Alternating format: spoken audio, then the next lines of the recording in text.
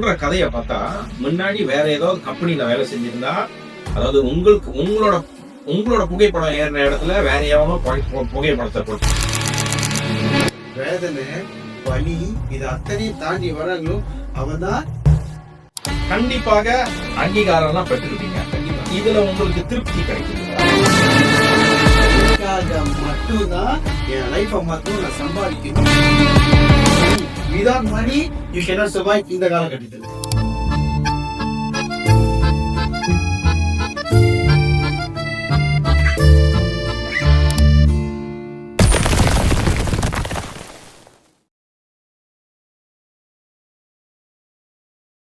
ஒரு கதை சொல்லிட்டேன் சார். தான் சொன்னாங்க டைமண்ட் தானே, நம்ம நினைக்கிற டைமண்ட் பாக்குறப்ப இன்னும் இவ்வளவு வேலை விற்கிறாங்க.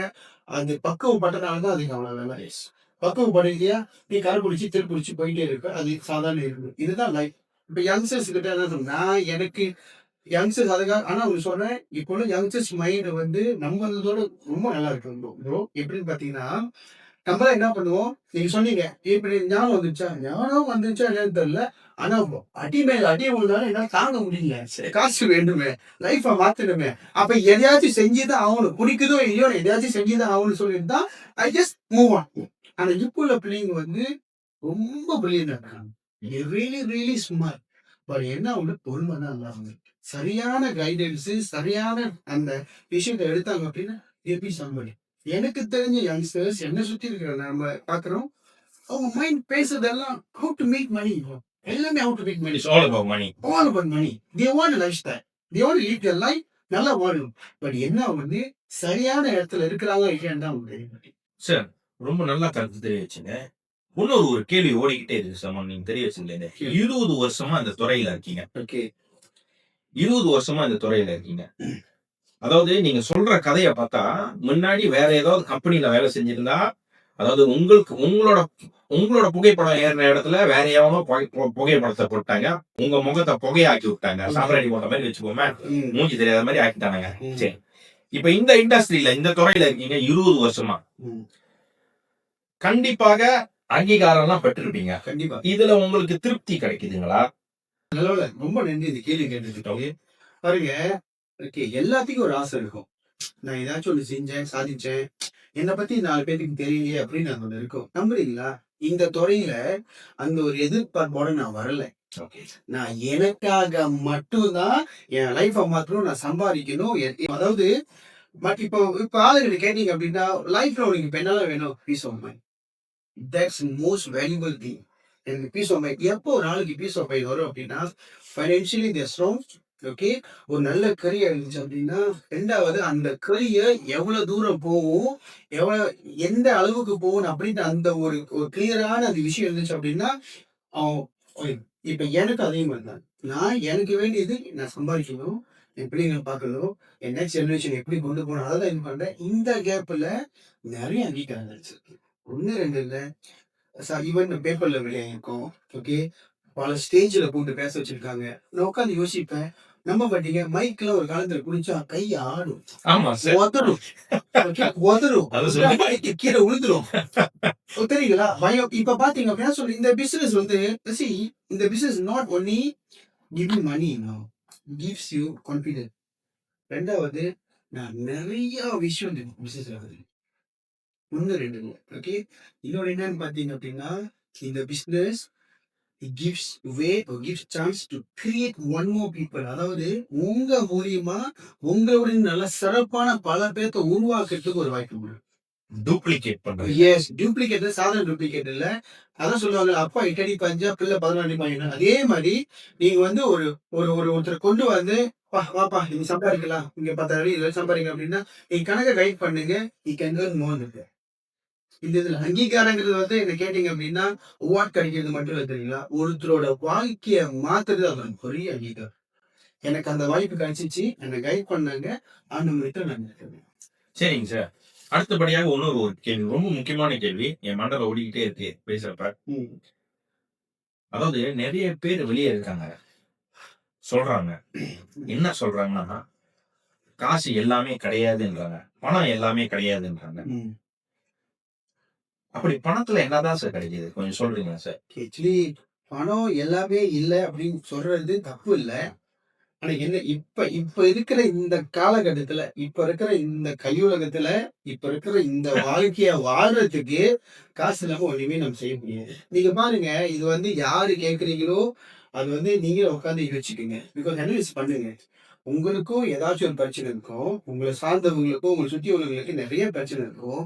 இந்த பிரச்சனைக்கெல்லாம் பெரிய ஒரு விஷயம் என்னன்னு பார்த்தீங்க அப்படின்னா, அது சுத்தி அப்படியே போய் போய் போய் பார்த்தீங்க அப்படின்னா, கடைசியில ஃபண்டமெண்டலா இருக்கிறது வந்து ஒண்ணே ஒண்ணு தான் பாக்கும். அங்கதான் வந்து நிக்கும். அங்கதான் வந்து நிக்கும். அதாவது இப்ப ஒய்ஃப் சொல்றாங்க, அ அ நீங்க எப்படி ஸ்கூல் விட்டு ஸ்ட்ரெயிட்டிங் தெரியுமா? நான் எப்படி விடுறது? நான் ஆபீஸ்ல வேலை செஞ்சிருக்கேன் முடியாது. இப்ப என்ன பிரச்சனை அப்படின்னா, விடுறது ஏத்துறது இல்ல. அங்க ஒரு எக்ஸ்ட்ரா 300 வெள்ளி செலவு பண்ணுவேன். அதுதான் மேட்ரு. இப்ப அந்த 300 வெள்ளி இருந்துச்சு அப்படின்னா, யூ கேன் ஹையர் ஒரு பஸ்ஸோ, ஒரு வேனோ, ஒரு டிரான்ஸ்போர்ட் அரேஞ்ச் பண்ணீங்க அப்படின்னா, அந்த பிரச்சனை சால்வ். இது ஹஸ்பண்டுக்கும் ஒய்ஃபுக்கும் பிரச்சனை வராது. Very true. இதுதான் என்ன ஒரு திடீர் பிரச்சனை. ஏன் அதை கேட்கிறேன் அப்படின்னா, என்னதான் நீங்க வந்து எவ்வளவு பசியா இருந்தாலும் ஒரு கடையில போய் ஃப்ரீயா சாப்பிடவே முடியாது. கொடுக்க மாட்டாங்க. கொடுக்க மாட்றாங்க. ஏன்னா ரொட்டி சென்னை விலை இப்ப 60 காசுல இருந்து ஒரு வெள்ளி 80 காசா மாறிடுச்சு. விலை ஆயிடுச்சு. கொடுக்க மாட்டாங்க. அப்ப என்ன கேட்டீங்க அப்படின்னா, நீங்க வந்து லக்ஸரி வாழ்க்கையை பத்தி பேசல. சர்வைவலுக்கே யூ நீட் மணி. சர்வைவலுக்கே you need money. Without money you cannot survive இந்த காலகட்டத்துல. எல்லாமே பணம் கிடையாது. ஆனா எல்லாமே பணம். எல்லாமே பணம். அதுதான் சொல்ல வரீங்க. அதுதான் இல்லாம இது ஏன் சொல்றேன்னா, மணி பிரிங்ஸ் எவ்ரிதிங். லவ் பண்றாங்க. ஓகே, ஒரு பையனு கூட லவ் பண்றாங்க. லவ் பண்ற விருப்பம் மட்டும் ஹனிமூன் மாதிரி தெரியும்.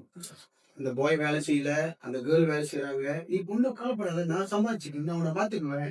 கல்யாணத்துக்கு அப்புறம் பிள்ளை வரும். பிள்ளைக்கு வந்து டைப்பர்ஸ் வாங்கணும், பால் வாங்கணும். அப்ப வரும் பிரச்சனை. அப்ப அந்த பாட்டு போடுவாங்க. வர வர காதல் கசக்குதையா. Okay right. ஓகே, ஏன் இது அப்படின்னா, எண்ட் ஆஃப் தி டே அதான் சொல்றேன், to breathe anything in our life, அது சந்தோஷமோ, துக்கமோ, துயரமோ எதா இருந்தாலும் we need money. சார் இது சொல்றது 100க்கு 100 உண்மையான ஒரு விஷயம் சார். கடைசி காரியத்தை பண்ற வரைக்கும் எல்லாம் பணம். இப்ப சமீப காலத்துல வந்து வீடியோலாம் வெளியாகிட்டு இருக்கு. அதாவது இறந்து போனா எப்படி காசு எப்படி வாங்குறது. அவங்க சொல்றது பார்த்தா நான் நினைச்சேன் 5000 வெள்ளி, 10,000 வெள்ளி, 15,000 வெள்ளி கொடுப்பான்ட்டு. இந்த ஐசியை வச்சுக்கிட்டு 500 வெள்ளி வாங்கு, 1000 வெள்ளி வாங்குன்னு சொல்லிக்கிட்டு இருக்காங்க. அங்க வீட்டுல வந்து பிரேதம் இருக்கு. இறந்து போனவங்க இருக்காங்க. நீங்க அதை முதல்ல செட்டில் பண்ணுவீங்களா, இல்ல இதெல்லாம் போய் பாப்பீங்களான்னு எனக்கு தெரியல. நீங்க இந்த சொல்ற டாபிக்ல, ஏன்னா இது பர்சனலா எனக்கு நடந்த ஒரு விஷயம் சார். எங்க அப்பா தவறுன அன்னைக்கு எங்க அப்பா பிரகாரம் என்ன சொல்லிட்டாரு, எடுத்தா அப்பா வீட்டுல பாட்டி வீட்டுல எல்லாத்தையும் எடுக்கணும், என்ன எடுக்கணும். சோ எல்லாம் அரேஞ்ச் பண்ணியாச்சு. அப்ப எங்க அம்மா அவங்க வார்த்தை சொன்னாங்க, 1000 தான் இருந்தாலும் உங்க அப்பாடா, எதுவா இருந்தாலும் யாரு காசு எடுக்க கூடாது, நீ தான் செய்யணும். அப்ப வந்து எனக்கும் எங்க அப்பாவுக்கும் கொஞ்சம் மன வருத்தம். பேச மாட்டேன். ஓகே, சோ பேசிக்க மாட்டேன். அப்ப என்ன சொல்லிட்டாங்க, இந்த மாதிரி சொன்ன கையோட சரிம்மா சொல்லிட்டீங்களா செஞ்சிருவோன்ட்டு எல்லாம் செஞ்சாச்சு. அந்த இடத்துல நீங்க பாருங்க சார், பணம் இருந்தனால நான் ரொம்ப கான்பிடென்டா இருந்தேன். பணம் இருந்தாலே ஓவர் கான்பிடென்ட் தான் சார். சரிங்களா, நான் குறைச்சு சொல்ல மாட்டேன். பணம் இருந்தாலே ஓவர் கான்பிடென்ட் தான்.